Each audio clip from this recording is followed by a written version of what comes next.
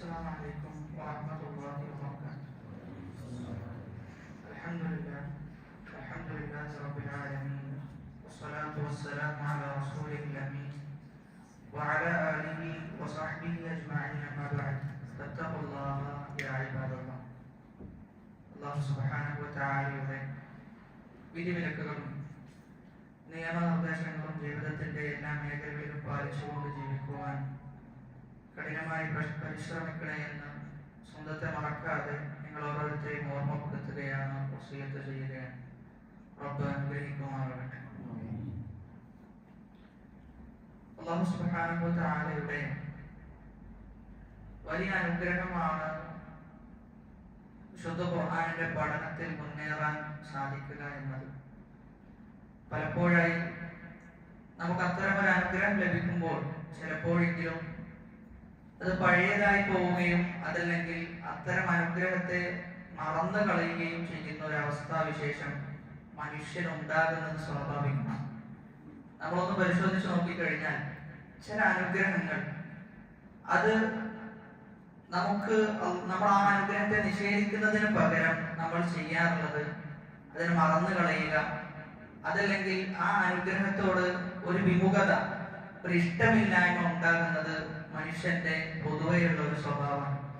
അതുകൊണ്ട് തന്നെ നമ്മൾ മനസ്സിലാക്കേണ്ട ഒരു കാര്യം, ഇങ്ങനെയൊരു ഖുർആനിന്റെ സദസ്സ് സംഘടിപ്പിക്കപ്പെടുകയും അതിൽ നമുക്കൊരല്പസമയം ഇരിക്കുവാനും ഖുർആനെ മനസ്സിലാക്കുവാനും ഒക്കെ സാധിക്കുക എന്ന് പറഞ്ഞു കഴിഞ്ഞാൽ വലിയ അനുഗ്രഹത്തിന്റെ ഭാഗമായിട്ടാണ് നമ്മളത് കാണേണ്ടത്. പ്രത്യേകിച്ചും ഖുർആനിന്റെ പഠനം എന്ന് പറയുമ്പോൾ അല്ലാഹു സുബ്ഹാനഹു വ തആലയുടെ സംസാരമാണ് നമ്മൾ ശ്രമിച്ചുകൊണ്ടിരിക്കുന്നത്. സംസാരങ്ങളിൽ വെച്ച് ഏറ്റവും ഉന്നതമായ, ഏറ്റവും വലിയ ആശയങ്ങൾ അടങ്ങുന്ന വഹയിന്റെ സംസാരങ്ങളാണ് നമ്മൾ കേൾക്കുന്നത് എന്ന് പറയുമ്പോൾ അതിന്റെ ഗൗരവവും അതിന്റെ പ്രാധാന്യവും മനസ്സിലാക്കിക്കൊണ്ട് തന്നെ നമ്മൾ ഓരോ ക്ലാസ്സും അതിൽ പങ്കെടുക്കുകയും അതിൽ നിന്ന് നമുക്ക് ലഭിക്കുന്ന പാഠങ്ങൾ ജീവിതത്തിൽ ഉൾക്കൊള്ളുകയും ചെയ്യേണ്ടതുണ്ട് എന്നാണ് ആമുഖമായി ഉണർത്താനുള്ളത്. സ്വഹാബാക്കളെല്ലാം അതീവ താല്പര്യത്തോടെ ആയിരുന്നു വിശുദ്ധ ഖുർആനിനെ സമീപിച്ചിരുന്നത് എന്ന് അവരുടെ സ്വഭാവത്തിൽ നിന്നും അവരുടെ പെരുമാറ്റത്തിൽ നിന്നും നമുക്കത് കാണുവാൻ സാധിക്കും. ഇബ്നു അബ്ബാസ് റളിയല്ലാഹു അൻഹു പറയുന്നത്, ഖുർആനിനെ ഒരാൾ പഠിക്കാൻ തയ്യാറായി കഴിഞ്ഞാൽ അവന് ഭക്ഷണം ലഭിക്കുന്നത് പോലെയാണ്. അതായത് അവന് മതിയാവുകയില്ല എന്ന്. ചില ആളുകൾക്ക് ഭക്ഷണം കഴിച്ചു കഴിഞ്ഞാൽ പെട്ടെന്ന് മതിയാകും. എന്നാൽ ഖുർആനിനെ സംബന്ധിച്ചിടത്തോളം എത്ര തന്നെ ഖുർആൻ പാരായണം ചെയ്തു കഴിഞ്ഞാലും, ഖുർആൻ പഠിക്കാൻ ശ്രമിച്ചു കഴിഞ്ഞാലും, ഖുർആനിന്റെ ആശയങ്ങളിലൂടെ സഞ്ചരിച്ചാലും ഈമാനുള്ള ഒരാളെ സംബന്ധിച്ചിടത്തോളം അവന് മതിയാവുകയില്ല എന്ന് ഇബ്നു അബ്ബാസ് റളിയല്ലാഹു അൻഹു പറയുന്നുണ്ട്. അതിൽ നിന്ന് നമ്മൾ മനസ്സിലാക്കേണ്ടത്, നമുക്ക് ഖുർആൻ പാരായണം ചെയ്യുമ്പോഴോ അതല്ലെങ്കിൽ ഖുർആനിന്റെ പഠനത്തിൽ നമ്മൾ സന്നിഹിതരാകുമ്പോഴൊക്കെ നമുക്കൊരു മടി അതല്ലെങ്കിൽ ഒരു അലസത ഉണ്ടാകുന്നുണ്ട് എങ്കിൽ നമ്മൾ തിരിച്ചറിയേണ്ടത് ഈമാനിൽ നമുക്ക് കാര്യമായ കുറവുണ്ട് എന്ന്. ഖുർആൻ പാരായണം ചെയ്യുമ്പോഴും പഠിക്കുമ്പോഴും യാതൊരു അലസതയും ഇല്ലാതെ നല്ല ഉണർവോടുകൂടി ഇനിയും പഠിക്കണം എന്ന ഒരു തോന്നലും ഒരു നിശ്ചയദാർഢ്യവുമാണ് നമുക്ക് ഉണ്ടാകേണ്ടത്. അതല്ലാതെ നേരെ തിരിച്ചാണ് എങ്കിൽ നമ്മൾ മനസ്സിലാക്കുക ഈമാനിൽ നല്ല കുറവുണ്ട് എന്ന തിരിച്ചറിവാണ് നമുക്ക് ഉണ്ടാകേണ്ടത്. സൂറത്ത് നാസിയാത്തിലെ 24-ാമത്തെ ആയത്താണ് നമ്മൾ കഴിഞ്ഞ ക്ലാസ്സിൽ വിശദീകരിച്ചത്. ഇൻഷാ അല്ലാഹ് 25 മുതലുള്ള ആയത്തുകളാണ് ഇന്ന് നമ്മൾ വിശദീകരിക്കുന്നത്. ആദ്യം നമുക്കൊന്ന് പാരായണം ചെയ്യാം. അഊദു ബില്ലാഹി മിനശ് ശൈത്വാനിർ റജീം. ബിസ്മില്ലാഹിർ റഹ്മാനിർ റഹീം. فأخذه الله نكال الآخرة والأولى. فأخذه الله نكال الآخرة والأولى. إن في ذلك لعبرة لمن يخشى. إن في ذلك لعبرة لمن يخشى. أأنتم أشد خلقا أم السماء بناها. أأنتم أشد خلقا أم السماء بناها رفع سمكها فسواها رفع سمكها فسواها وأغطش ليلها وأخرج ضحاها وأغطش ليلها وأخرج ضحاها والأرض بعد ذلك دحاها والأرض بعد ذلك دحاها أخرج منها ماءها ومرعاها أخرج منها ماءها ومرعاها والجبال أرساها والجبال أرساها متاعا لكم ولأنعامكم متاعا لكم ولأنعامكم فقال أنا ربكم الأعلى എന്ന ആയത്താണ് കഴിഞ്ഞ ക്ലാസ്സിൽ നമ്മൾ വിശദമായി വിശദീകരിച്ചത്. ഫിർഔൻ പറയാൻ ഫഖാല ഞാൻ അന റബ്ബുകുമുൽ അഅല ഫഖാല അവൻ പറയുന്നു ഞാനാണ് ഏറ്റവും വലിയ റബ്ബ് എന്ന്. അപ്പോൾ അതിനുള്ള മറുപടികളും അതോടൊപ്പം തന്നെ ഫിർഔനിനെ പോലെ തന്നെ റുബൂബിയത്തിലുള്ള തൗഹീദിനെ നിഷേധിച്ച ആളുകൾ ആരൊക്കെ എന്നുള്ള കാര്യങ്ങൾ എന്ത് ചെയ്തിട്ടുണ്ട് കഴിഞ്ഞ ക്ലാസ്സിൽ നമ്മൾ വിശദമായി പറഞ്ഞു വെച്ചിട്ടുണ്ട്. ഫഖാല അന റബ്ബുകുമുൽ അഅല എന്ന് ഫിർഔൻ പറയുന്നത് 40 വർഷത്തിന് ശേഷമാണ്. അതായത് മാ അലിംതു ലക്കും മിൻ ഇലാഹിൻ ഗൈരി മാ അലിംതു ലക്കും മിൻ ഇലാഹിൻ ഗൈരി ഞാനല്ലാതെ ഒരു ഇലാഹില്ല എന്ന ആയത്ത് എന്ന പ്രസ്താവന പറഞ്ഞതിന് ശേഷം 40 വർഷം കഴിഞ്ഞിട്ടാണ് എന്ന് പറയുന്നത് ഫഖാല അന റബ്ബുകുമുൽ അഅല. രണ്ടും ധിക്കാരത്തിന്റെ വർത്തമാനമാണ്. അത് മാത്രമല്ല നമ്മൾ സൂചിപ്പിച്ചിരുന്നു ഫിർഔനിന്റെ ഉള്ളിൽ എന്തുണ്ട്? ഈമാനുണ്ട്. ഫിർഔനിന്റെ ഉള്ളിൽ ഈമാനുണ്ട്. ആ ഈമാനാണ് എന്ത് ചെയ്യുന്നത്? മരണത്തിന്റെ സമയത്ത് പ്രകടമാകുന്നത്. ആ ഈമാൻ മരണത്തിന്റെ സമയത്ത് പ്രകടമാവുകയും ഞാൻ മുഅ്മിനീങ്ങളിൽ പെട്ടവനാണ് എന്ന് ഫിർഔൻ വാദിക്കുകയും ചെയ്യുന്നുണ്ട്. അവിടെയാണ് നമ്മൾ പറഞ്ഞു വെച്ചത് ഏതൊരു മനുഷ്യൻ അവൻ ആരാകട്ടെ എത്ര വലിയ ഈശ്വരവാദിയാണെങ്കിലും അവന്റെ ഉള്ളിൽ എന്തുണ്ട്? ഈ ലോകത്തിലൊരു സൃഷ്ടാവുണ്ട് എന്ന വിശ്വാസം അവന്റെ ഉള്ളിൽ ഊട്ടപ്പെട്ടതാണ്. ഇനി അത്തരത്തിൽ വാദിക്കുന്ന ആളുകൾ, ഇങ്ങനെയുള്ള ധിക്കാരത്തിന്റെ വർത്തമാനം പറയുന്ന ആളുകൾ, അവരെ അള്ളാഹു പിടികൂടുമെന്നാണ് 25-ാമത്തെ ആയത്തിൽ അള്ളാഹു പറയുന്നത്.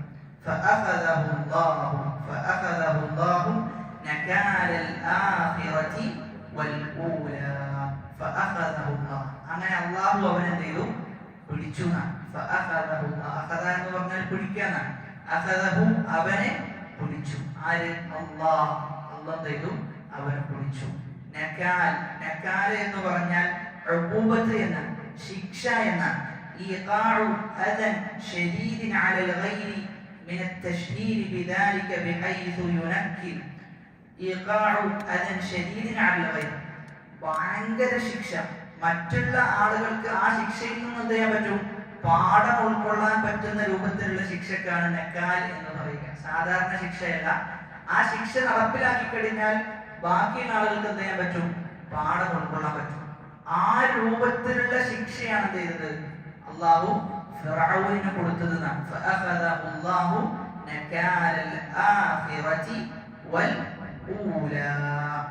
അപ്പൊ ഇവിടെ എന്നതിന് 2 വിശദീകരണമാണ് നൽകപ്പെട്ടിട്ടുള്ളത്. ഒന്നാമത്തെ വിശദീകരണം ആഖിറത്ത് എന്ന് പറഞ്ഞു കഴിഞ്ഞാൽ ആഖിറത്തിൽ എന്തുണ്ടാകും? ഒരു ശിക്ഷ ഉണ്ടാകും. ആഖിറത്തിൽ എത്തിക്കഴിഞ്ഞാൽ ഫിർഔനിന് എന്തുണ്ട്? ശിക്ഷയുണ്ട്. അൽ ഊല എന്താ? ഊല എന്ന് പറഞ്ഞാൽ അർത്ഥം ആഖിറത്തിന്റെ കൂടെ തന്നെ ഊല എന്ന് പറഞ്ഞാൽ അതിന്റെ ഉദ്ദേശം എന്താ? ദുനിയാവാണ്, ഇഹലോകാണ്. വേറൊരു സൂറത്തിലും സമാനമായ ആയത്ത് വന്നിട്ടുണ്ട്. എവിടെയാണ്? നമ്മൾ സാധാരണ പാരായണം ചെയ്യുന്ന സൂറത്താണ്. ആയത്ത് പറയാൻ പറ്റുമോ?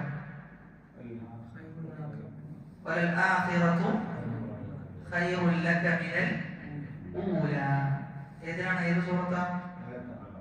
സൂറത്തുൽ ദുഹ. ദുഹയിലാണ്.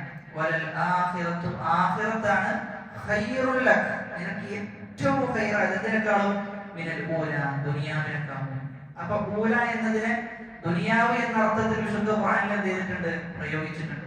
വിശുദ്ധ ഖുർആനിൽ ഏറ്റവും കൂടുതൽ പ്രതിപാദിക്കപ്പെട്ടത് ദുനിയാവിനെ കുറിച്ചാണോ ആഖിറത്തിനെ കുറിച്ചാണോ? ദുനിയാവിനെ കുറിച്ചാണ്. ദുനിയാവിനെ കുറിച്ച് 100 ചില്ലാനം പ്രാവശ്യം എന്ത് ചെയ്തിട്ടുണ്ട്? ആവർത്തിക്കപ്പെട്ടിട്ടുണ്ട് എന്നാണ്. 100 ചില്ലാനം തവണ ദുനിയാവിനെ കുറിച്ച് ആവർത്തിക്കപ്പെട്ടിട്ടുണ്ട്. ഇവിടെ പറയുന്നത് അല്ലാഹു പിടിച്ചു. ആഖിറത്തിൽ എന്തുണ്ട്? ഒരു പിടുത്തം പിടിക്കുന്ന ആ പിടുത്തത്തിൽ ബാക്കിയുള്ള ആളുകൾക്ക് എന്തുണ്ടാകും? ബാക്കിയുള്ള ആളുകളെ സംബന്ധിച്ചിടത്തോളം അതൊരു ഗുണപാഠമായി മാറും. ആഖിറത്തിൽ മാത്രമല്ല ഫിർഔനെ പിടിച്ചിട്ടുള്ളത്. എവിടെ പിടിച്ചിട്ടുണ്ട്? വൽ ഊല, ദുനിയാവിലും അല്ലാഹു പിടികൂടിയിട്ടുണ്ട്. ദുനിയാവിൽ എവിടുന്നാണ്? എന്ത് ശിക്ഷയാണ് അല്ലാഹു നൽകിയത്? ആ മുക്കിക്കളഞ്ഞു. ഫിർഔനെ മുക്കിക്കളയുകയാണ് ദുനിയാവിൽ ചെയ്തിട്ടുള്ളത് എന്നാണ്. അപ്പൊ അതാണ് ദുനിയാവിൽ ഫിർഔനിന് ലഭിച്ച ശിക്ഷ എന്നാണ്. ദുനിയാവിൽ ഫിർഔനിന് ലഭിച്ച ശിക്ഷ, ആ ശിക്ഷ എല്ലാ ആളുകൾക്കുമുള്ള ഗുണപാഠമാണ്. എല്ലാ ആളുകൾക്കുമുള്ള ഗുണപാഠമാകും വിധമാണ് എന്ത് ചെയ്തിട്ടുള്ളത്? ഫിർഔനെ ശിക്ഷിച്ചിട്ടുള്ളത്. ഇതാണ് ഒന്നാമത്തെ വിശദീകരണം. എന്നാൽ ഈ ആയത്തിന് വേറൊരു വിശദീകരണം കൂടി പണ്ഡിതന്മാർ നൽകിയിട്ടുണ്ട്. അത് നമ്മൾ പറഞ്ഞിരുന്നു, 2 കാര്യങ്ങളാണ് ഫിർഔൻ പറഞ്ഞത്. 2 കാര്യങ്ങൾ പറഞ്ഞിട്ടുണ്ട്. ഒന്ന് മാ അലിംതു ലക്കും മിൻ ഇലാഹിൻ ഗൈരി എന്നാണ് ആദ്യം പറഞ്ഞത്. ശേഷം എന്ത് പറഞ്ഞത്? ഫഖാല അന റബ്ബുകുമുൽ അഅല. 2 അല്ലാഹുവിനെ നിഷേധിക്കുന്ന വർത്തമാനമാണ്. 2 അല്ലാഹുവിനെ നിഷേധിക്കുന്ന രൂപത്തിലുള്ള സംസാരം. അപ്പൊ അതില് അല്ലാഹു പിടിച്ചു. നകാലൽ ആഖിറതി, നകാലൽ ആഖിറതി എന്ന് പറഞ്ഞു കഴിഞ്ഞാൽ അവസാനം പറഞ്ഞതിന്റെ കാരണത്താലുള്ള ശിക്ഷ ചെയ്യും ഫിർഔനിന് ലഭിക്കുന്ന. അവസാനം എന്താ പറഞ്ഞത്? ഫഖാല അന റബ്ബുകുമുൽ അഅല. അൽ ഊല, ആദ്യം പറഞ്ഞ പദം എന്താണ്? മാ അലിംതു ലക്കും മിൻ ഇലാഹിൻ ഗൈരി. അപ്പൊ ഈ 2 പദങ്ങൾ കാരണത്താൽ, ഈ 2 ആശയം കാരണത്താൽ ഫിർഔനിനെ അല്ലാഹു എന്തെയും പിടികൂടും എന്നാണ് മറ്റൊരു വിശദീകരണമായിട്ട് നമ്മൾ മനസ്സിലാക്കേണ്ടത്. അതാണ് ഈ ആയത്തിന്റെ മറ്റൊരു വിശദീകരണം. അപ്പൊ 2 വിശദീകരണങ്ങളും ചെയ്തിട്ടുണ്ട്, വന്നിട്ടുണ്ട്. 2 രൂപത്തിൽ നമുക്ക് എന്ത് ചെയ്യാം? ഈ ആയത്തിനെ വ്യാഖ്യാനിക്കുകയും മനസ്സിലാക്കുകയും ചെയ്യാവുന്നതാണ്. അതായത് ഒരു ആയത്തിന് തന്നെ ചിലപ്പോൾ പല വിശദീകരണങ്ങൾ ഉണ്ടാകാം. ഒരു ആയത്തിന് തന്നെ പല വിശദീകരണങ്ങൾ ഉണ്ടാകാം. അപ്പോൾ എന്താണ് നമ്മൾ ചെയ്യേണ്ടത് എന്നുകൂടി നമ്മൾ മനസ്സിലാക്കേണ്ടത്. ചിലപ്പോൾ പല വിശദീകരണങ്ങൾ ഉണ്ടാകുന്ന സന്ദർഭത്തിൽ അത് പരസ്പരം വൈരുദ്ധ്യങ്ങളായിരിക്കും. പരസ്പരം വൈരുദ്ധ്യങ്ങളായിരിക്കും. അങ്ങനെയാണെങ്കിൽ എന്ത് ചെയ്യാം? ആ 2 ആശയവും സ്വീകരിക്കാനുള്ളതാണ്. വൈരുദ്ധ്യമാണെങ്കിലാണ് പിന്നെ എന്ത് ചെയ്യാം? വേറെയുള്ള ചർച്ചകൾ വരും. പക്ഷെ ഇവിടെ എന്തല്ല, വൈരുദ്ധ്യമല്ല, 2 വിശദീകരണങ്ങളും ഉൾക്കൊള്ളാൻ സാധിക്കുന്നതാണ്. അതാണ് വിശുദ്ധ ഖുർആനിന്റെ പ്രത്യേകത. എന്നിട്ട് അല്ലാഹു പറയാണ്, ഇന്ന ഫീ ദാലിക ലഇബ്റതൻ ലിമൻ യഖ്ശാ, ഇന്ന ഫീ ദാലിക ലഇബ്റതൻ ലിമൻ യഖ്ശാ. ഇന്ന, തീർച്ചയായും, ഫീ ദാലിക, അതിൽ, ഏതിലാണത്? ഫിർഔനിനെ അല്ലാഹു ദുനിയാവിൽ ശിക്ഷിച്ചിട്ടുണ്ട്, ആഖിറത്തിലും അല്ലാഹു ശിക്ഷിക്കും. ആ കാര്യത്തിൽ എന്നാണ് പറയുന്നത്. ആ കാര്യത്തിൽ ലഇബ്റ, എന്തുണ്ട്? ഒരു ഗുണപാഠമുണ്ട് എന്നാണ്. ലഇബ്റത്തുൻ എന്ന് പറഞ്ഞു കഴിഞ്ഞാൽ ഗുണപാഠമുണ്ട്. ലിമൻ യഖ്ശ, ആർക്കാണ് ആ ഗുണപാഠമുള്ളത്? ലിമൻ യഖ്ശ, ഭയപ്പെടുന്ന ആളുകൾക്കാണ്, അല്ലാഹുവിനെ പേടിക്കുന്ന ആളുകൾക്കാണ് ഫിർഔനിനെ ശിക്ഷിച്ച വിഷയത്തിൽ ഗുണപാഠമുണ്ട്. എന്നാൽ അല്ലാഹുവിനെ ഭയപ്പെടാത്ത ആളുകൾക്കോ യാതൊരു ഗുണപാഠവും ഉണ്ടാവില്ല. അതായത് ഖുർആൻ കൊണ്ട് ഹിദായത്ത് ലഭിക്കുക അല്ലാഹുവിനെ ഭയപ്പെടുന്ന ആളുകൾക്ക്, അല്ലാത്ത ആളുകൾക്ക് എന്തെയ്യൂല, ഹിദായത്ത് ലഭിക്കൂല. അതാണ് ഹിദായത്തുൽ ഖാസ്സ എന്ന് പറയുന്നത്. പ്രത്യേകമായ സന്മാർഗം ലഭിക്കുക അല്ലാഹുവിനെ ഭയപ്പെടുന്ന ആളുകൾക്കാണ്. അല്ലാത്ത ആളുകൾക്ക് എന്തെയ്യൂല, ആ രൂപത്തിലുള്ള ഹിദായത്ത് ലഭിക്കുകയില്ല എന്നാണ് വിശുദ്ധ ഖുർആൻ പറഞ്ഞു വെക്കുന്നത്. അപ്പൊ ഇവിടെ ഇബറത്ത്, ഗുണപാഠമുണ്ട് എന്ന് പറഞ്ഞു കഴിഞ്ഞാൽ നമ്മൾ മനസ്സിലാക്കേണ്ടത് ഫിർഔനിന്റെ ആഖിബത്ത്, ഫിർഔനിന് എന്തായിട്ടുണ്ട്? പര്യവസാനം വളരെ മോശമാണ്, വളരെ മോശമായ പര്യവസാനമാണ്. അതായത് ഒരു കാര്യത്തിൽ നിന്ന്, ഒരു ചരിത്രത്തിൽ നിന്ന്, അതല്ലെങ്കിൽ പ്രവാചകന്മാരുടെ സംഭവങ്ങളിൽ നിന്ന്, അവരുടെ ജീവിതങ്ങളിൽ നിന്നെല്ലാം നമുക്ക് ഗുണപാഠങ്ങൾ എന്ത് ചെയ്യണം? ലഭിക്കണം. ഗുണപാഠങ്ങൾ ലഭിക്കാന്ന് പറഞ്ഞു കഴിഞ്ഞാൽ അത് അറിഞ്ഞു പോകുക എന്നുള്ളതല്ല, മറിച്ച് അവർ ജീവിച്ചതുപോലെ ജീവിച്ചു കഴിഞ്ഞാൽ ചില നേട്ടങ്ങൾ എന്ത് ചെയ്യാനുണ്ട്? ലഭിക്കാനുണ്ട്. അതേപോലെ തന്നെ അവർ ജീവിച്ചതുപോലെ ജീവിച്ചിട്ടില്ലെങ്കിലോ ചില തെറ്റുകൾ, ചില പരീക്ഷണങ്ങൾ, ചില ശിക്ഷകൾ ജീവിതത്തിൽ വരാനുണ്ട് എന്ന തിരിച്ചറിവിനെയാണ് ഇബ്റത്ത് എന്ന് പറയുന്നത്. അതാണ് ഇന്ന ഫീ ദാലിക ലഇബ്റ, തീർച്ചയായും അതിൽ അങ്ങേയറ്റത്തെ ഗുണപാഠമുണ്ട് എന്നാണ് ആയത്തിന്റെ അർത്ഥം. കാരണം ഇന്ന എന്ന തൗക്കീദിന്റെ ഹർഫ് ഉപയോഗിച്ചു. ആ തൗക്കീദിന്റെ ഹർഫ് ഉപയോഗിച്ചിട്ട് വീണ്ടും അതിന് ഉറപ്പുവരുത്താം ലഇബ്റ, എന്തുണ്ട്? നല്ല ഒരു ഗുണപാഠമുണ്ട്. ആർക്കാണുള്ളത്? ലിമൻ യഖ്ശാ ഫഇന്നമൻ യഖ്ശല്ലാഹ ഹുവല്ലദീ യൻതഫിഉ ബിൽ ആയാതി വൽ ഇബർ.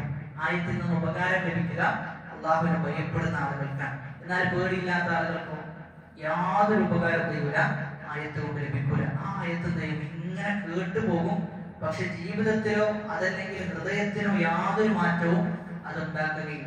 അതുകൊണ്ടാണ് നമ്മൾ മനസ്സിലാക്കേണ്ടത്, സലഫുകളെ സംബന്ധിച്ചിടത്തോളം ആയത്തുകൾ അവരുടെ ജീവിതത്തിൽ കേട്ടുകഴിഞ്ഞാൽ, ആയത്തുകൾ അവരിലൂടെ കടന്നു പോയി കഴിഞ്ഞാൽ വലിയ മാറ്റം ചെയ്യും അവരുടെ ജീവിതത്തിൽ ഉണ്ടാക്കും. അലം യഅ്നി ലില്ലദീന ആമനൂ അൻ തഖ്ശഅ ഖുലൂബുഹും. അല്ലാഹു ചോദിക്കാൻ, അതല്ല അല്ലാഹുവിന്റെ ആയത്തുകൾ കേട്ടിട്ട് ഹൃദയങ്ങൾ നടുങ്ങുവാനായിട്ടില്ലയോ എന്ന് ചോദിക്കാൻ, ഹൃദയത്തിനൊരു മാറ്റം അതിലൂടെ ഉണ്ടാകുന്നില്ലേ എന്ന് ചോദിക്കുന്നുണ്ട്. ഈ ആയത്ത് കേട്ടിട്ട് മാറിയ ഒരുപാട് മുൻഗാമികളുണ്ട്, തെറ്റുകളിൽ ജീവിക്കുന്ന ആളുകൾ. എന്നാൽ ഈ ആയത്ത് കേട്ടിട്ട് എന്ത് ചെയ്യും? ജീവിതം ഒന്നാകെ മാറുന്ന അറിയപ്പെട്ട ഒരു സലഫിനെ കുറിച്ച് പറയപ്പെടാറുള്ളത്, അദ്ദേഹം ത്വരീഖായിരുന്നു എന്നാണ്. അതായത് വഴിയിൽ പോകുന്ന ആളുകളുടെ സാധനങ്ങളും മറ്റൊക്കെ എന്ത് ചെയ്യും? അദ്ദേഹം മോഷ്ടിച്ചെടുക്കുന്ന. എത്രത്തോളം ഹജ്ജിന് പോകുന്ന ആളുകളുടെ വസ്തുക്കൾ, ഹജ്ജിന് പോകുന്ന ആളുകളുടെ വസ്തു വരെ അദ്ദേഹം മോഷ്ടിച്ചെടുക്കാറുണ്ടായിരുന്നു. അപ്പൊ അദ്ദേഹത്തെ അത്രയും പേടിയായിരുന്നു എന്നാണ് ആൾക്കാർ. അദ്ദേഹം ആ വഴിയിലുണ്ടെന്ന് മനസ്സിലാക്കി കഴിഞ്ഞാൽ പിന്നെ എന്ത് ചെയ്യൂല? ആ വഴിയിലൂടെ ഹജ്ജിനോ അമ്പറക്കോ പോകൂല. അങ്ങനെ അദ്ദേഹം ഒരു ദിവസം എന്ത് ചെയ്തു? ഇതേപോലെ മോഷ്ടിക്കാൻ വേണ്ടി ഒരു വീടിൽ കയറുന്ന സന്ദർഭത്തിലാണ് എന്ത് ചെയ്യുന്നത്? ഈ ആയത്ത് ഒരാൾ തഹജ്ജുദിന് പാരായണം ചെയ്യുന്നത്. അദ്ദേഹം മോഷ്ടിക്കാൻ വേണ്ടി കയറാണ്. ഈ ആയത്ത് കേട്ട മാത്രമേ അദ്ദേഹം എന്ത് ചെയ്തു? അദ്ദേഹം ഞാൻ എന്ന് ഉത്തരം കൊടുത്തു. അതെനിക്ക് മാറാൻ സമയമായിട്ടുണ്ട്. അദ്ദേഹം എന്ത് ചെയ്തു? മാറി. ഒറ്റ ആയത്ത് എന്ത് ചെയ്തു? അദ്ദേഹത്തിന്റെ ജീവിതത്തെ മാറ്റിമറിച്ചു. പിന്നെ അദ്ദേഹം ചരിത്രത്തിൽ അറിയപ്പെട്ട ഒരു വ്യക്തിത്വമായി മാറിയിട്ടുണ്ടെന്നാണ്. അതായത് പിൽക്കാലക്കാരൊക്കെ അദ്ദേഹത്തിന്റെ കൗലുകൾ, അദ്ദേഹത്തിന്റെ സംസാരങ്ങൾ ചെയ്തിട്ടുണ്ട്, അവരുടെ ഗ്രന്ഥങ്ങളിൽ കൊണ്ടുവന്നിട്ടുണ്ടെന്നാണ്. അത്രയും വലിയ മനുഷ്യനായി മാറി. അത് എന്തുകൊണ്ടെന്ന് വെച്ച് കഴിഞ്ഞാൽ ഹൃദയത്തിൽ എന്ത് ചെയ്യണം? ഖശിയത്ത് എന്ന് പറയുന്ന, പേടി എന്ന് പറയുന്ന സൽഗുണം ഹൃദയത്തിൽ ഉണ്ടാകണം. റസൂലുള്ളാഹി സ്വല്ലല്ലാഹു അലൈഹി വസല്ലമ പറയുന്നത്, ആദ്യമായി ഉമ്മത്തിൽ നിന്ന് എടുക്കപ്പെടുന്നത് ഖശിയത്താണെന്നാണ്. ആദ്യമായി ഉമ്മത്തിൽ നിന്ന് എടുക്കപ്പെടുക പേടിയാണ്. ഖശിയത്തിന് ഒരു പ്രത്യേകത ഉണ്ട്. ഖൗഫും ഖശിയത്തും തമ്മിൽ വ്യത്യാസമുണ്ട്. ഖൗഫ് എന്ന് പറഞ്ഞാൽ എന്താ അർത്ഥം? പേടി തന്നെയാണ്. ഖശിയത്ത് എന്ന് പറഞ്ഞാലും പേടി തന്നെയാണ്. പക്ഷെ ഖശിയത്ത് എന്ന് പറഞ്ഞു കഴിഞ്ഞാൽ അറിഞ്ഞുകൊണ്ടുള്ള പേടിയാണ്. ഒരു കാര്യത്തെ അറിഞ്ഞു ഭയപ്പെടുന്നതിനെയാണ് ഖശിയത്ത് എന്ന് പറയുന്നത്. അല്ലാഹു സുബ്ഹാനഹു വ തആല പറയുന്നുണ്ട്, അല്ലാഹുവിനെ ഭയപ്പെടുന്നത് യഖ്ഷല്ലാഹ മിൻ ഇബാദിഹിൽ ഉലമാ. അല്ലാഹുവിനെ ഭയപ്പെടുന്നത് ഉലമാക്കൾ മാത്രമാണ് എന്നാണ് പറയുന്നത്. അവിടെ ഉലമാക്കളെ ചേർത്തുകൊണ്ടാണ് യഖ്ഷ എന്ന പദം ചെയ്തിട്ടുള്ളത്, ഉപയോഗിച്ചിട്ടുള്ളത്. അതിന്റെ അർത്ഥം എന്താ? ഇൽമുള്ള ആളുകൾ, അറിവുള്ള ആളുകളാണ് എന്ത് ചെയ്യാം? അല്ലാഹുവിനെ ഭയപ്പെടുക. അവിടെ പണ്ഡിതന്മാർ വിശദീകരിക്കുന്നത് ഖശിയത്ത് എന്ന് പറഞ്ഞു കഴിഞ്ഞാൽ അൽ ഖൗഫു മഅൽ ഇൽം, അറിവോട് കൂടിയുള്ള ഭയത്തെയാണ് ഖശിയത്ത് എന്ന് പറയുക. അതുകൊണ്ട് നമുക്കൊരു കാര്യത്തെ അറിയുമ്പോൾ ഉണ്ടാകുന്ന പേടിക്കാണ് ഖശിയത്ത് എന്ന് പറയും. അല്ലാഹു സുബ്ഹാനഹു വ തആലയോട് നമ്മൾ എപ്പോഴും ചോദിക്കേണ്ട ഒന്നാണ് എന്ത്? ഖശിയത്ത്. എപ്പോഴും ചെയ്യണം, അല്ലാഹുവിനോട് ചോദിക്കണം. റസൂലുള്ളാഹി സ്വല്ലല്ലാഹു അലൈഹി വസല്ലമ അങ്ങനെ ചോദിച്ചിരുന്നു. ഒരുപാട് പ്രാർത്ഥനകൾ അത്തരത്തിൽ ചെയ്തിട്ടുണ്ട്, ഉദ്ധരിക്കപ്പെട്ടു വന്നിട്ടുണ്ട്. അല്ലാഹുമ്മ അസ്അലുക ഖശ്യതക ഫിൽ ഗൈബി വശഹാദ. അദൃശ്യത്തിലും ദൃശ്യത്തിലും റബ്ബേ നിന്നെ ഭയപ്പെടുന്നവരുടെ കൂട്ടത്തിൽ എന്ത് ചെയ്യണം? നീ എന്നെ ഉൾപ്പെടണം എന്ന പ്രാർത്ഥന ചെയ്തിട്ടുണ്ട്. നബി സല്ലല്ലാഹു അലൈഹി വസല്ലം പ്രാർത്ഥിച്ചിട്ടുണ്ട്. അപ്പോൾ റസൂലാണ് ചെയ്യുന്നത്, ആ പ്രാർത്ഥന പ്രാർത്ഥിക്കുന്നത്. അദൃശ്യത്തിലും ദൃശ്യത്തിലും നിന്നെ ഭയപ്പെടുന്ന ആളുകളുടെ കൂട്ടത്തിൽ എന്നെ ഉൾപ്പെടുത്തണം. അത് പ്രത്യേകിച്ചും ഈ ഒരു കാലഘട്ടത്തിൽ നമ്മൾ എന്ത് ചെയ്യേണ്ടതുണ്ട്? അമിതമായി പ്രാർത്ഥിക്കേണ്ടതുണ്ട്. മിതമായ പ്രാർത്ഥന, അങ്ങനെയുള്ള പ്രാർത്ഥനകൾ നമ്മൾ ഉരുവിടേണ്ടതുണ്ട്. കാരണം പ്രത്യക്ഷത്തിൽ നമ്മൾ അല്ലാഹു സുബ്ഹാനഹു വ തആലയെ ആരാധിക്കുകയും ആ ആരാധനയിൽ മുഴുകുകയും, എന്നാൽ പരോക്ഷമാവുകയും നമ്മൾ ദൃശ്യത്തിൽ നിന്ന് മാറി ഒറ്റക്കാകുന്ന ഒരു സന്ദർഭം ഉണ്ടായിക്കഴിഞ്ഞാൽ തെറ്റിലേക്ക് പോകുന്ന അവസ്ഥകൾ പലപ്പോഴും ചെയ്തിട്ടുണ്ട്, വർദ്ധിച്ചിട്ടുണ്ട്. അങ്ങനെ ആരും കാണാതെ രഹസ്യമായി നമ്മൾ തിന്മകൾ ചെയ്തു കഴിഞ്ഞാൽ നമ്മൾ മനസ്സിലാക്കേണ്ടത് നമ്മുടെ ജീവിതത്തിന്റെ ഏറ്റവും വലിയ അപകടമായിരിക്കും അത് എന്നാണ്. ഏറ്റവും വലിയ അപകടം, അതായത് ഒരു അടിമ നശിച്ചു പോകുന്നതിനുള്ള ഏറ്റവും വലിയ കാരണം രഹസ്യത്തിൽ അവൻ ചെയ്യുന്ന തിന്മയാണെന്ന് പണ്ഡിതന്മാർ പറയുന്നത്. മിൻ അസ്ബാബിൽ ഇന്തികാസ, ഒരാൾ ഇസ്തിഖാമത്തിൽ നിന്ന് തെറ്റി നേരെ തിരിയും, നേരെ കീഴ്മേൽ പറയുന്ന അവസ്ഥ ഉണ്ടാകുന്നതാണ്. അവന്റെ ധീര തന്നെ എന്ത് ചെയ്യും, ഇല്ലാതാകുന്ന അവസ്ഥ ഉണ്ടാകും. അതിനുള്ള ഏറ്റവും വലിയ കാരണം രഹസ്യത്തിൽ ചെയ്യുന്ന തിന്മകളാണ്. രഹസ്യത്തിൽ ചെയ്യുന്ന തിന്മകൾ. സലഫുകൾ പരസ്പരം കണ്ടാൽ, അവർ അങ്ങോട്ടും ഇങ്ങോട്ടും കണ്ടാൽ ചില ഉപദേശങ്ങൾ പറയാറുണ്ട്. ആ ഉപദേശത്തിൽ പ്രധാനപ്പെട്ട ഒരു ഉപദേശമാണ്, നീ നിന്റെ രഹസ്യം നന്നാക്കുക എങ്കിൽ അള്ളാഹു നിന്റെ പരസ്യം എന്തെയും നന്നാക്കി തരുന്ന. പക്ഷെ രഹസ്യം മോശമായാലോ പരസ്യവും എന്തെയും മോശമാകുന്നതാണ്. രഹസ്യം മോശമായാൽ പരസ്യവും മോശമാകും. അതുകൊണ്ട് നമ്മൾ വളരെയധികം പേടിക്കേണ്ട ഒരു വിഷയമാണ് രഹസ്യത്തിൽ നമ്മൾ അറിയാതെ എന്തെങ്കിലും ഒരു ചിന്മയിൽ അകപ്പെട്ടു പോയിട്ടുണ്ട് എങ്കിൽ പൂർണ്ണമായി എന്ത് ചെയ്യണം, അല്ലാഹുവിലേക്ക് തൗബ ചെയ്ത് മടങ്ങണം. അതിനി എത്ര ചെറിയ തിന്മയായാലും അത് നമ്മെ കൊണ്ടേ എന്ത് ചെയ്യുള്ളൂ, ദുനിയാവിന്ന് പോകുള്ളൂ. അത് നമ്മെ കൊണ്ടേ പോകുള്ളൂ. നമ്മുടെ ഈമാൻ എന്ത് ചെയ്യും, അതിലൂടെ മൊത്തത്തിൽ നഷ്ടപ്പെടുന്ന അവസ്ഥാവിശേഷം ഉണ്ടാകും. അത് മാത്രമല്ല, ഒരു സമാധാനം ഉണ്ടാകില്ല. നമ്മുടെ സമാധാനം എന്ത് ചെയ്യും, തച്ചുടക്കപ്പെടും. സന്തോഷം ഉണ്ടാകില്ല. വിഷമത്തിലൂടെ എന്ത് ചെയ്യാ, ജീവിച്ചു പോകാൻ. സ്വന്തത്തോട് ഒരു താല്പര്യം പോലും ഉണ്ടാകില്ല. രഹസ്യത്തിൽ തിന്മ ചെയ്യുന്ന ആളുകൾ തിരിച്ചറിയേണ്ടത് സ്വന്തത്തോട് ഒരു താല്പര്യം ഉണ്ട്. ഉമർ ഇബ്നുൽ ഖത്താബ് റളിയല്ലാഹു അൻഹു റസൂലുള്ളാഹി സ്വല്ലല്ലാഹു അലൈഹി വസല്ലമയോട് പറയുന്നുണ്ട്, റസൂലേ, വല്ലദീ നഫ്സി ബിയദി, എന്റെ നഫ്സ് ആരുടെ കയ്യിലാണോ അവൻ തന്നെയാണ് സത്യം. ഞാൻ ആദ്യം എന്നെയാണ് ഇഷ്ടപ്പെടുന്നത്, ഞാൻ എന്നെയാണ് ഏറ്റവും കൂടുതൽ ഇഷ്ടപ്പെടുന്നത്, എന്നിട്ട് റസൂലെ താങ്കളെയാണ്. സ്വന്തത്തോട് ഇഷ്ടമുണ്ടാവുക എന്ന് പറഞ്ഞു കഴിഞ്ഞാൽ അത് ആർക്കേ സാധിക്കുള്ളൂ, നന്മയുള്ള ഹൃദയത്തിന്റെ ഉടമകൾക്കേ സാധിക്കുള്ളൂ. രഹസ്യത്തിൽ തിന്മ ചെയ്തു കഴിഞ്ഞാൽ നമ്മൾ നമ്മുടെ ഹൃദയം എങ്ങനെയാണോ വർക്ക് ചെയ്യേണ്ടത് അതിന്റെ നേരെ ഓപ്പോസിറ്റാ ചെയ്തുകൊണ്ടിരിക്കുന്നത്. അതിന്റെ നേർ വിപരീതമാണ് നമ്മൾ പ്രവർത്തിച്ചു കൊണ്ടിരിക്കുന്നത്. അതുകൊണ്ട് തന്നെ അത് വളരെ അപകടം പിടിച്ച വിഷയമാണ്. നമ്മൾ ദീനിൽ നിന്ന് വ്യതിചലിച്ചു പോയിട്ടുണ്ട് എങ്കിൽ, ആരെങ്കിലും ഒരാൾ ദീനിൽ നിന്ന് വ്യതിചലിച്ചു പോയിട്ടുണ്ടെങ്കിൽ പണ്ഡിതന്മാർ പറയുന്നത് അവരുടെ രഹസ്യം ഒന്നെങ്കിൽ എന്തായിട്ടുണ്ട്, മോശമായിട്ടുണ്ട്, അതല്ലെങ്കിൽ നീയത്ത് എന്തായിട്ടുണ്ട്, മോശമായിട്ടുണ്ട്. അതുകൊണ്ട് തന്നെ അള്ളാഹുവിനോട് നമ്മൾ നിരന്തരം പ്രാർത്ഥിക്കേണ്ട വിഷയമാണ് രഹസ്യത്തിൽ എന്ത് ചെയ്യാതിരിക്കുക, അള്ളാഹുവിനെ ധിക്കരിക്കാതിരിക്കുക എന്നുള്ളത്. സല്ലല്ലാഹു അലൈഹി വസല്ലം പറയുന്നത്, രഹസ്യത്തിൽ അള്ളാഹുവിനെ ധിക്കരിക്കുന്ന ആളുകൾ അവരുടെ അവസ്ഥയെ കുറിച്ച് റസൂലുള്ളാഹി സ്വല്ലല്ലാഹു അലൈഹി വസല്ലം പറയുന്നത്, എല്ലാ നന്മകളും എന്തെയും ഇല്ലാതാക്കുന്ന, അവർ ചെയ്ത എല്ലാ നന്മകളും എന്തെയും ഇല്ലാതാക്കും. അപ്പൊ അത് തന്നെ മതി നമ്മെ സംബന്ധിച്ചിടത്തോളം അള്ളാഹുവിനെ ഭയപ്പെടാൻ. പിന്നെ നമ്മൾ മനസ്സിലാക്കേണ്ടത്, രഹസ്യത്തിലേക്ക് നമ്മൾ തിന്മയിലേക്ക് പോകാനുള്ള കാരണം പലപ്പോഴും പരസ്യത്തിൽ വളരെ നല്ല മനുഷ്യന്മാരായിരിക്കും, രഹസ്യത്തിലേക്ക് എത്തുമ്പോൾ എന്ത് ചെയ്യാം, അങ്ങനെയുള്ള തിന്മകളിലേക്ക് അറിയാതെ ചെന്നുപെടുക. അതിനുള്ള ഒന്നാമത്തെ കാരണം അള്ളാഹുവിനോടുള്ള, അള്ളാഹുവിനെ മനസ്സിലാക്കേണ്ടത് പോലും ചെയ്തിട്ടില്ല, മനസ്സിലാക്കിയിട്ടില്ല എന്നാണ്. ചില ഉലമാക്കളൊക്കെ പറയാറുണ്ട്, നിന്നെ നോക്കുന്ന നോട്ടത്തിൽ വെച്ച് അള്ളാഹു നിന്നെ നോക്കുന്നു എന്നതിന് നീ എന്ത് ചെയ്യരുത്, ചെറുതാക്കി കാണരുതെന്നാണ്. അതേ തിന്മ നമ്മുടെ കുടുംബക്കാരുടെ നമ്മൾ എന്ത് ചെയ്യൂല, നമ്മൾ ഒരിക്കലും അതിലേക്ക് അടുക്കുക പോലില്ല. എന്നാൽ അള്ളാഹു കാണുന്നുണ്ട് എന്നതിന് നമ്മൾ എന്ത് ചെയ്തു, വളരെ ചെറിയ നോട്ടത്തിലാണ് നമ്മൾ അത് ചെയ്തിട്ടുള്ളത്, ഗണിച്ചിട്ടുള്ളത്. അതേ സമയത്ത് ഓരോ കുടുംബക്കാരെ കാണാണെങ്കിലോ അതിന് നമ്മൾ വലുപ്പത്തിൽ കണ്ടിട്ടുണ്ട്. അപ്പൊ അതിനുള്ള ഒന്നാമത്തെ ശമനം എന്ന് പറഞ്ഞു കഴിഞ്ഞാൽ അള്ളാഹുവിനെ കുറിച്ചുള്ള ബോധ്യം ചെയ്യണം, നമ്മുടെ മനസ്സിൽ ഉണ്ടാക്കി കൊടുക്കണം. നമ്മുടെ മനസ്സിനെപ്പോഴും പറഞ്ഞ് പ്രേരിപ്പിക്കേണ്ട ഒരു വിഷയം, അള്ളാഹു കാണുന്നുണ്ട്, അള്ളാഹുവിന്റെ നോട്ടം അത് വളരെ പ്രാധാന്യം അർഹിക്കുന്നതാണ്. തിന്മയിലേക്ക് ചെന്നു കഴിഞ്ഞാൽ എല്ലാം അള്ളാഹു വളരെ കൃത്യമായി രേഖപ്പെടുത്തി വെക്കുന്നുണ്ട്. അള്ളാഹുവിന്റെ ശിക്ഷയിൽ നിന്ന് ഒരാളും രക്ഷപ്പെടുകയില്ല എന്ന പൂർണ്ണ ബോധ്യവും അള്ളാഹുവിനെ അവർ മനസ്സിലാക്കേണ്ടത് പോലും ചെയ്തിട്ടില്ല, മനസ്സിലാക്കിയിട്ടില്ല എന്നാണ്.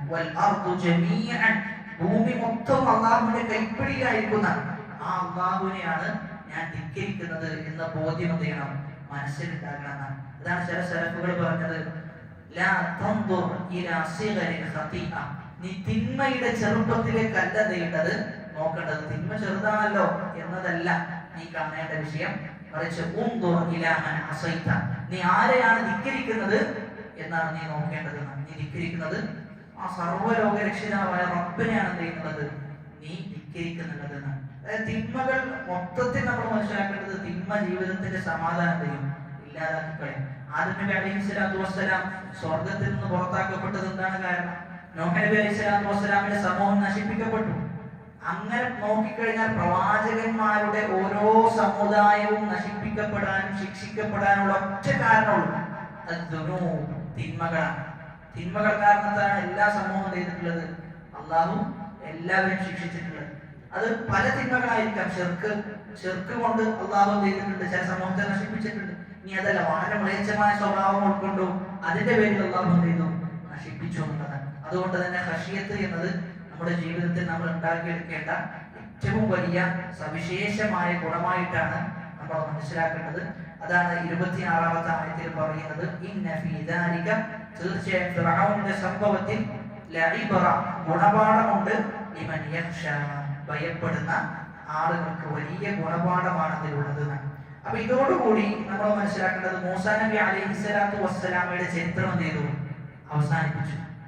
ഈ ആയത്തോടുകൂടി മൂസാ നബിയുടെ ചരിത്രം അവസാനിപ്പിക്കുന്നുണ്ട്. എവിടെ മുതലാണ് മൂസാ നബിയുടെ ചരിത്രം ആരംഭിച്ചത്? ഹൽ അതാക ഹദീഥു മൂസ, 15-ാമത്തെ ആയത്താണ്. 15-ാമത്തെ ആയത്ത് മുതലാണ് മൂസാ നബിയുടെ സംഭവം പറയുന്നത്. 26-ാമത്തെ ആയത്തിൽ എന്ത് ചെയ്തു? അവസാനിപ്പിച്ചു. അവിടെ നമ്മൾ ആ അവസാനിപ്പിക്കുന്നിടത്തുള്ള ലഫ്ദ് ഒന്ന് പരിശോധിച്ച് നോക്കിയേ. ഒന്നെന്താണ്? മൂസ എന്നാണ്, മൂസ എന്ന പദമാണ് ഉപയോഗിച്ചിട്ടുള്ളത്. മറ്റൊന്നോ യഖ്ശ, രണ്ടും ഒരേ സ്വരത്തിലുള്ള പദമാണ്. രണ്ടും ഒരേ സ്വരത്തിലുള്ള അവസാനം അലിഫ് കൊണ്ടാണ് അല്ലാഹു ആയത്ത് അവസാനിപ്പിച്ചിട്ടുള്ളത്. അത് വിശുദ്ധ ഖുർആനിന്റെ ഭാഷാ ഭംഗിയിൽപ്പെട്ടതാണ്. യഖ്ശ മൂസ എന്നതിന് എന്ത് ചെയ്തു? അല്ലാഹു സുബ്ഹാനഹു വ തആല അതിനെ അവസാനിപ്പിച്ചു. അപ്പൊ അങ്ങനെ നോക്കിക്കഴിഞ്ഞാൽ ഒരുപാട് വിശുദ്ധ ഖുർആനുമായി ബന്ധപ്പെട്ട് നമുക്ക് അത്തരത്തിലുള്ള കാര്യങ്ങൾ പറയാൻ സാധിക്കും. എന്നിട്ട് അടുത്ത ആയത്തിൽ അല്ലാഹു സുബ്ഹാനഹു വ തആല പറഞ്ഞു വെക്കുന്നത്, ഈ സൂറത്തിന്റെ ആദ്യത്തിൽ നമ്മൾ പറഞ്ഞിരുന്നു, അതായത് ഈ സൂറത്തിൽ എന്ത് ചെയ്യുന്നുണ്ട്? മക്കയിലെ മുശ്രിക്കുകൾ എന്ത് ചെയ്തിട്ടുണ്ട്? അള്ളാഹു വീണ്ടും നമ്മെ ജീവിപ്പിക്കുകയും അതെങ്ങനെയാണ് സാധിക്കുക എന്നൊരു ചോദ്യം ഉന്നയിച്ചിട്ടുണ്ട്. ആ ചോദ്യങ്ങൾക്കുള്ള ഉത്തരമാണ് എന്ത് ചെയ്യുന്നത്? ഇനി അല്ലാഹു സുബ്ഹാനഹു വ തആല പറഞ്ഞുകൊണ്ടിരിക്കുന്നത്. أأنتم أشد خلقا أم السماء بناها أأنتم أشد خلقا أم السماء بناها أأنتم أشد خلقا أم السماء بناها. അല്ലാഹു ചോദിക്കാൻ, അഅൻതും, നിങ്ങളാണോ മനുഷ്യന്മാരെ ചൂണ്ടിക്കാണിച്ചിട്ട് ചോദിക്കാണ്. അന്നുള്ള മുശ്രിക്കീങ്ങൾക്കാണ് എന്താ? അവരാണ് വിശുദ്ധ ഖുർആനിലെ ആദ്യത്തെ അഭിസംബോധിതർ. അവരോട് ചോദിക്കാണ്, അഅൻതും, നിങ്ങളാണോ, അശദ്ദു ഖൽഖൻ, അല്ലാഹുവിന്റെ അതിമഹത്തായ ഭയങ്കരമായ സൃഷ്ടികൾ നിങ്ങളാണോ? അശദ്ദു ഖൽഖൻ അല്ല, അമിസ്സമാ, ആകാശമാണ്. അല്ലാഹു സുബ്ഹാനഹു വ തആല സൃഷ്ടിച്ചതിൽ വെച്ച് വളരെ ഉന്നതന്മാരായ അശദ്ധായ നല്ല ശക്തിയുള്ള ആളുകൾ നിങ്ങളാണോ അതല്ല ആകാശമാണോ എന്ന് ചോദിക്കാൻ. ബനാഹ, നിർമ്മിച്ചതിൽ വെച്ച്, ബനാഹ, നിർമ്മിച്ചതിൽ വെച്ച്. സൂറത്തുൽ ഗാഫിറിൽ ഇതേ ആയത്തിലുള്ള ഉത്തരമുണ്ട്. അല്ലാഹു പറയാണ്, ലഖൽഖുസ് സമാവാതി വൽ അർദി അക്ബറു മിൻ ഖൽഖിൻ നാസ്, ജനങ്ങളെ സൃഷ്ടിച്ചതിനേക്കാളും ഏറ്റവും ഉത്തമവും ഏറ്റവും വലുതും ആകാശത്തെയും ഭൂമിയെയും സൃഷ്ടിച്ചതാണ്. ഏറ്റവും വലിയ സൃഷ്ടിപ്പ് ആകാശത്തെയും ഭൂമിയെയും സൃഷ്ടിച്ച സൃഷ്ടിപ്പാണ്. വലാകിന്ന അക്സറൻ നാസി ലാ യഅലമൂൻ, പക്ഷെ അധികം ആളുകളും എന്ത് ചെയ്യുന്നില്ല? മനസ്സിലാക്കുന്നില്ല എന്നാണ്. മറ്റൊരായത്തിൽ സൂറത്തു യാസീനിലെ 81-ാമത്തെ ആയത്താണ്, അവലൈസ അല്ലദീ ഖലഖസ് സമാവാതി വൽ അർദ ബിഖാദിരിൻ അലാ അൻ യഖ്ലുഖ മിസ്ലഹും ബലാ വഹുവൽ ഖല്ലാഖുൽ അലീം. അല്ലാഹു ചോദിക്കാൻ, അവലൈസ അല്ലദീ ഖലഖസ് സമാവാതി വൽ അർദ, ആകാശങ്ങളും ഭൂമിയും സൃഷ്ടിച്ചവനല്ലയോ? ബിഖാദിരിൻ അലാ അൻ യഖ്ലുഖ മിസ്ലഹും, അതേപോലെയുള്ള ഒന്ന് സൃഷ്ടിക്കാൻ അവൻ എളുപ്പമല്ലേ എന്ന് അല്ലാഹു സുബ്ഹാനഹു വ തആല ചോദിക്കുന്നു. വസ്സമാഅ ബനൈനാഹാ ബിഐദി സൂറത്തു ദാരിയാത്തിലെ 47-ാമത്തെ ആയത്താണ്. വസ്സമാഅ ആകാശത്തെ ബനൈനാഹാ നാം സൃഷ്ടിച്ചു. എങ്ങനെ? ബിഐദി, അതായത് ബിഖുവ്വതി, വളരെ ശക്തിയോട് കൂടിയിട്ടാണ് ആകാശത്തെ സൃഷ്ടിച്ചിട്ടുള്ളത്. അപ്പൊ ഈ ആയത്തിൽ അല്ലാഹു സുബ്ഹാനഹു വ തആല പറയുന്നത് മനുഷ്യന്മാരെക്കാളും വലിയ സൃഷ്ടിപ്പ് എന്ന് പറഞ്ഞു കഴിഞ്ഞാൽ അത് ആകാശത്തിന്റെയും ഭൂമിയുടെയും ആകാശത്തിന്റെ സൃഷ്ടിപ്പാണ് എന്നാണ് പറഞ്ഞു നോക്കുന്നത്. എന്നിട്ട് അല്ലാഹു ആകാശത്തിന്റെ പ്രത്യേകതകൾ ഇങ്ങനെ എടുത്തു പറയും. അഅൻതും അശദ്ദു ഖൽഖൻ അമിസ്സമാഉ ബനാഹാ റഫഅ സംകഹാ ഫസവ്വാഹാ. റഫഅ എന്ന് പറഞ്ഞു കഴിഞ്ഞാൽ ഉയർത്തുകയാണ്. റഫഅ അല്ലാഹു ഉയർത്തി. സംകഹ ആകാശത്തെ, സംകഹ എന്ന് പറഞ്ഞാൽ വിധാനത്തെ ചെയ്തു അല്ലാഹു ഉയർത്തി. ഫസവ്വാഹാ ഉയർത്തുക മാത്രം എന്ത് ചെയ്തു? അതിന്റെ സൃഷ്ടിപ്പ് വളരെ കൃത്യമാക്കിയാണ്. സവ്വ എന്ന് പറഞ്ഞു കഴിഞ്ഞാൽ ശരിപ്പെടുത്തുകയാണ്. ബിഇഹ്കാമി വഇത്ഖാനി യുഹയ്യിറുൽ ഉഖൂൽ. നമ്മുടെ ബുദ്ധി പോലും അത്ഭുതപ്പെടുന്ന രൂപത്തിലാണ് ഉള്ളത്. ആകാശത്തിന്റെ സൃഷ്ടിപ്പ് അല്ലാഹു സൃഷ്ടിച്ചിട്ടുള്ളതാണ്. ആകാശത്തിലേക്ക് നോക്കിയാൽ തന്നെ നമുക്ക് മനസ്സിലാക്കും വളരെ വലിയ അത്ഭുതം. കാരണം ഒരു തൂണ് പോലും ഇല്ലാതെയാണ് എന്തെയ്യുന്നത്, അത് വളരെ കൃത്യമായി നിലനിൽക്കുന്നത്. അതേപോലെ അതിന്റെ ഭംഗിയും അത് നമുക്കൊരിക്കലും വിവരിക്കാൻ പറ്റാത്ത രൂപത്തിലാണ് ആകാശത്തിന്റെ ഭംഗി എന്നത്. വ്യത്യസ്ത ആകാശങ്ങളാണ്. ഓരോ കാലത്തും ഓരോ സന്ദർഭത്തിലും ഓരോ സമയത്തിലും ആകാശങ്ങളുടെ രൂപം വളരെ വ്യത്യസ്തമാണ്. മേഘങ്ങളുടെ രൂപം വളരെ വ്യത്യസ്തമാണ്. അപ്പോൾ അല്ലാഹു പറയുന്നത് റഫഅ സംകഹ, അതിന്റെ വിധാനത്തെ ഉയർത്തി, ഫസവ്വാഹ എന്നിട്ട് എന്ത് ചെയ്തു? അതിന്റെ സൃഷ്ടിപ്പ് വളരെ കൃത്യമായി അല്ലാഹു സൃഷ്ടിച്ചു. എന്നിട്ട് അല്ലാഹു ആ ആകാശത്തെ എന്ത് ചെയ്തു? വഅഗ്തശ ലൈലഹ വഅഖ്റജ ളുഹാഹ. അഗ്തശ എന്ന് പറഞ്ഞു കഴിഞ്ഞാൽ ഇരുട്ടാക്കി. അഗ്തശ അല്ലാഹു ഇരുട്ടാക്കി. ലൈലഹ അതിന്റെ രാത്രി എന്ത് ചെയ്തു? ഇരുട്ടുള്ളതാക്കി. എന്നിട്ട് വഅഖ്റജ ളുഹാഹ അതിന്റെ പ്രഭാതത്തെ പ്രകാശമുള്ളതുമാക്കി. അപ്പൊ രാത്രിയുടെ ഇരുട്ടും പ്രഭാതത്തിന്റെ പ്രകാശവും ആരുടെ അടുക്കൽ നിന്നാണ്? അല്ലാഹുവിന്റെ അടുക്കൽ നിന്നാണ്. കൃത്യസമയത്ത് എന്ത് ചെയ്യുന്നുണ്ട്? അത് രാത്രിയായി മാറുന്നു. ആ രാത്രി കഴിഞ്ഞു അത് എന്ത് ചെയ്യുന്നു? വീണ്ടും രാവിലെയാകുന്നു. ആ രാവിലെയുടെ പ്രകാശം ചെയ്യാണ് നല്ല പൊട്ടി മുളക്കാണ് ചെയ്യുന്നത്. അപ്പൊ അതിലെന്തില്ല? ഒരു ദിവസം പോലും ഒഴിവില്ല. എല്ലാ ദിവസവും ആ പ്രക്രിയ വളരെ കൃത്യമായി വ്യത്യസ്ത സീസണുകളിൽ വ്യത്യസ്ത സമയത്ത് ചെയ്യുന്നുണ്ട്. ആ പ്രക്രിയ കൃത്യമായി നടന്നു പോകുന്നുണ്ടെന്നാണ്. അതൊക്കെ വലിയ ദൃഷ്ടാന്തങ്ങളുടെ കൂട്ടത്തിലാണ് നമ്മൾ മനസ്സിലാക്കേണ്ടത്. ആയത്തുകളുടെ കൂട്ടത്തിൽ ഈ പറയുന്ന സംഭവങ്ങൾ തന്നെ അല്ലാഹു ഉണ്ട്, സൃഷ്ടാവുണ്ട് എന്ന് പറയാൻ മതിയായ തെളിവുകളാണ്. കാരണം ഇതൊക്കെ ഇത്ര കൃത്യമായി നടക്കണമെങ്കിൽ ഇതിന്റെ പിന്നിൽ എന്തുണ്ട്? ഒരു ക്രിയേറ്റർ ഉണ്ട്, ഒരു സൃഷ്ടാവുണ്ട് എന്നത് വളരെ വ്യക്തമാണ്. ഏതൊരു അതിനാക്കിൽ വളരെ കുറച്ച് ചിന്തിക്കുന്ന ഒരു മനുഷ്യന് പോലും ചെയ്യാൻ പറ്റും, അത് മനസ്സിലാക്കാൻ പറ്റുന്ന. അതാണ് അല്ലാഹു എന്ത് ചെയ്യുന്നത്? വളരെ കൃത്യമായി ഫിത്രത്തിനെ അല്ലാഹു ഉണർത്തുകയാണ് ചെയ്യുന്നത്. മനുഷ്യന്റെ ഫിത്രത്തിനെ ഉണർത്തുകയാണ് ചെയ്യുന്നത്. അഅൻതും അശദ്ദു ഖൽഖൻ അമിസ്സമാഉ ബനാഹാ റഫഅ സംകഹ ഫസവ്വാഹ വഅഗ്തശ ലൈലഹ വഅഖ്റജ ളുഹാഹ. എന്നിട്ട് അല്ലാഹു ഭൂമിയെ കുറിച്ചാണ് പറയുന്നത്. അപ്പൊ ആദ്യം ആകാശത്തെ കുറിച്ച് പറഞ്ഞു, പിന്നെ ഭൂമിയെ കുറിച്ച് പറഞ്ഞു.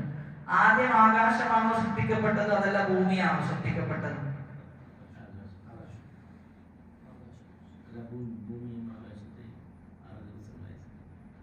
ആദ്യം ഭൂമിയാണ് സൃഷ്ടിക്കപ്പെട്ടത്. ആദ്യം അല്ലാഹു സുബ്ഹാനഹു വ തആല ഭൂമിയെ സൃഷ്ടിച്ചു. ഭൂമിയെ സൃഷ്ടിച്ചതിന് ശേഷമാണ് എന്ത് ചെയ്തത്? ആകാശത്തെ സൃഷ്ടിക്കുന്നത്. ആകാശത്തെ സൃഷ്ടിച്ചതിന് ശേഷമാണ് ഭൂമിയെ സംവിധാനിക്കുന്നത്. ഭൂമിയെ സംവിധാനിക്കുന്നത് ആകാശത്തിന്റെ സൃഷ്ടിപ്പിന് ശേഷമാണ്. അപ്പൊ ആദ്യത്തെ സൃഷ്ടിപ്പ് എന്നുള്ളത് ഭൂമിയാണ് അല്ലാഹു സൃഷ്ടിച്ചിട്ടുള്ളത്. മറ്റു ചില ആയത്തുകളൊക്കെ അതിനുള്ള തെളിവുകൾ കൂടിയാണ്. എന്നിട്ട് അല്ലാഹു പറയാം വൽ അർദ ബഅദ ദാലിക ദഹാഹ. വൽ അർദ ഭൂമിയെ, ബഅദ ദാലിക അതിന് ശേഷം, ദഹാഹ അല്ലാഹു ചെയ്തിട്ടുണ്ട്. ദഹാഹ എന്ന് പറഞ്ഞു കഴിഞ്ഞാൽ വികസിപ്പിക്കാനാണ്. ദഹാഹ വികസിപ്പിച്ചു. ഭൂമി അല്ലാഹു സുബ്ഹാനഹു വ തആല വികസിപ്പിച്ചിട്ടുണ്ട്. ഏതിനു ശേഷം എന്നാ പറയുന്നത്? ഏതിനു ശേഷം? ആകാശത്തിന്റെ സൃഷ്ടിപ്പിന് ശേഷം. അപ്പൊ അതിന്റെ അർത്ഥം എന്താ? വികസിപ്പിക്കുകയാണ് ചെയ്തതെന്നാണ്. അപ്പൊ അപ്പത്തിന് എന്തുണ്ട്? ഭൂമി അവിടെ ഉണ്ട്. ഭൂമി ഓൾറെഡി ഇവിടെ ഉണ്ട്. വികസനമാണ് ചെയ്തിട്ടുള്ളത്, നടന്നിട്ടുള്ളത്. ആ വികസനം എന്താ? എന്താ വികസനം എന്ന് പറഞ്ഞു കഴിഞ്ഞാൽ അതാണ് അടുത്ത ആയത്തിൽ പറയുന്നത്. അഖ്റജ മിൻഹാ മാഅഹ വമർആഹ. അതിൽ നിന്ന് അല്ലാഹു എന്ത് ചെയ്തു? വെള്ളം പുറത്തു കൊണ്ടുവന്നു. ഭൂമിയിൽ നിന്ന് വെള്ളത്തെ അല്ലാഹു സുബ്ഹാനഹു വ തആല പുറത്തു കൊണ്ടുവന്നു എന്ന് മാത്രമല്ല, വമർആഹ സസ്യ ജാലങ്ങളും എന്ത് ചെയ്തു? അല്ലാഹു പുറത്തു കൊണ്ടുവന്നു. ഒരുപാട് വ്യത്യസ്ത രൂപത്തിലുള്ള ചെടികൾ, മരങ്ങളൊക്കെ എന്ത് ചെയ്തു?